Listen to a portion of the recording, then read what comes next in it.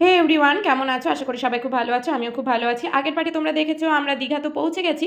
এবার আমরা ব্যারিস্টার কলোনিতে চলে এসেছি। আমাদের যে হোটেলটা বুক করা হয়েছিল সেটাই প্রথমে চেক করে নিতে। তো প্রথমে আমরা হোটেল রেনেসাতে এসেছিলাম, তবে আমাদের এখানের মানে কিছু প্রবলেমের জন্য আমরা এটা সিলেক্ট না করে অন্য আরেকটা হোটেল আমরা সিলেক্ট করি।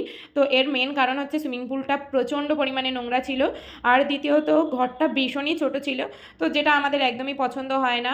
এবং তারপরে আমাদের তো পুচু প্রচণ্ড কান্নাকাটি শুরু করে দিয়েছিল, আর মোটামুটি বেশ অনেকটা বেলাও হয়ে গিয়েছিল, 9:30 পৌনে 10টা বেজে গিয়েছিল, যেটা আমাদের 8টার মধ্যেই ঢোকার কথা ছিল। তারপর অনেক খুঁজে একদমই নিউ দীঘার পাশে ডাল্টিং হোম বলে একটা হোটেল পেয়েছিলাম, তো সেটাই আমরা প্রথমে চেক করে নিচ্ছিলাম যে এখানেও থাকা যাবে কি না, যেহেতু আমরা বেশ অনেকজন মিলেই এসেছিলাম আর আমাদের দুটো রুমের প্রয়োজন, তাই আমরা প্রথমেই চেক করে নিচ্ছিলাম। তো চেক ফাইনাল হওয়ার পরে চলো এরপরে আমি সবটা দেখাবো। তো এখানে আমরা সবাই ভেতরে দাঁড়িয়েছিলাম। বেশ সুন্দর হোটেলটা ছিল, খুব, তবে মোস্ট কস্টলিও ছিল। তো যাই হোক, রিসেপশনে এখানে যে সমস্ত ডকুমেন্টগুলো আমাদের ফিল আপ করতে হয় সেগুলো ফিল আপ করছিল স্যার এবং আমার হাজব্যান্ড ছিল। আর এখানে দেখো পুচুর তো প্রচণ্ড কষ্ট হয়ে গেছে, যেহেতু ছোট্ট বাচ্চা মানুষ আর এতটা ট্রাভেল করা, তাও আবার মানে গাড়িতে সম্ভবই না। আমাদের লাগেজগুলোও নিয়ে চলে এসেছে, দেখ কতটা পরিমাণে লাগেজ ছিল। একটা গাড়ির মধ্যে এতগুলো মানুষ, তার সাথে এতগুলো লাগেজ, মানে একটা অসম্ভব ব্যাপার। আমাদের ছিল ফার্স্ট ফ্লোরে, তো আমরা ফার্স্ট ফ্লোরে চলে আসি আর নিচে সুইমিং পুলটা খুবই সুন্দর ছিল। তো আমাদের দুটো রুম ছিল পরপরই, 108 এবং 109। তো আমাদের ছিল 108 নম্বর রুমে।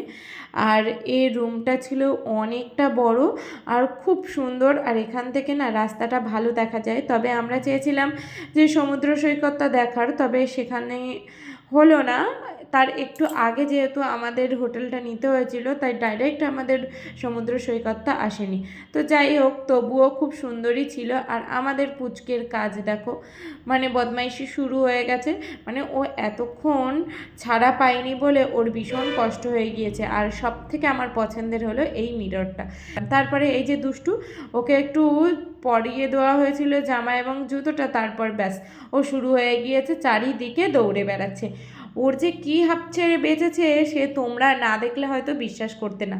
তো তারপরে আমি সমুদ্রে যাওয়ার জন্য আমার কস্টিউমটা পরে নিয়েছিলাম আর সুন্দর করে একটু সেজে নিয়েছিলাম। অলরেডি আমার মুখে ট্যান পড়ে গিয়েছে, মানে আমি যতবারই সমুদ্রে আসি না কেন আমার মুখে ট্যানটা সবার আগে পড়ে। তো তারপরে পুচু একটু জল খেয়ে নিচ্ছিল, আর আমরা সবাই মিলে গাড়িতে করেই যেহেতু যাব, তাই কোনো চাপই নেই।